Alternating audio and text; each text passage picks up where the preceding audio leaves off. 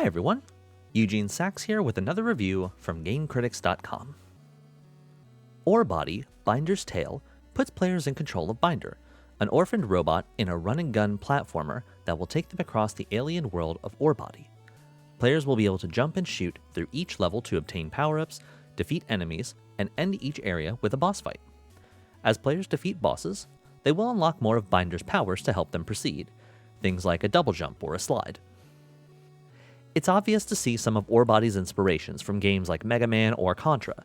The movement of the character, fighting enemies and bosses, shooting chests for power-ups, and the pixel art style all remind me of NES classics growing up, and it brings some wonderful nostalgia to the table.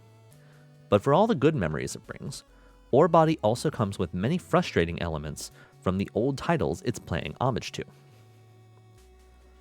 Classic NES-style action platformers require a level of precision with the controls. Many old-school gems require absolute mastery and precision to survive, and it's a wonderful feeling to nail it. However, Binder's Tale does not have any of that precision. There were multiple occasions where the game wouldn't recognize a button press, leading me to death. The hitbox for some projectiles are also quite fuzzy, so I couldn't always be sure that I was safe. And this hitbox seems to be different for the same type of enemy in different areas, so it makes it doubly hard to get a good feel for things. While I did enjoy the pixel art style, there's also some serious issues with the color palette. For example, one level is mostly purple cityscape, but there are enemies that fire projectiles of a similar shade, so they tend to get lost in the background. I died several times, not realizing that there was a bullet coming my way. This is even more annoying when in another level, an entire enemy blends in completely with the background.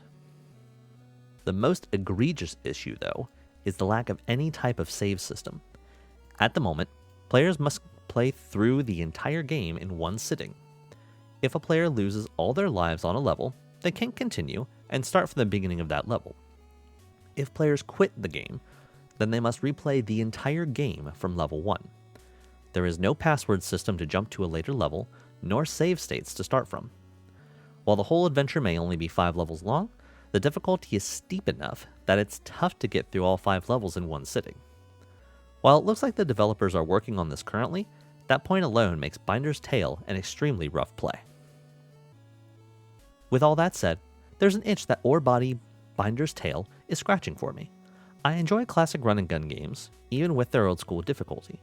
Unfortunately, the lack of quality of life features, imprecise controls, and poor color choices mean this one is currently a difficult one to recommend.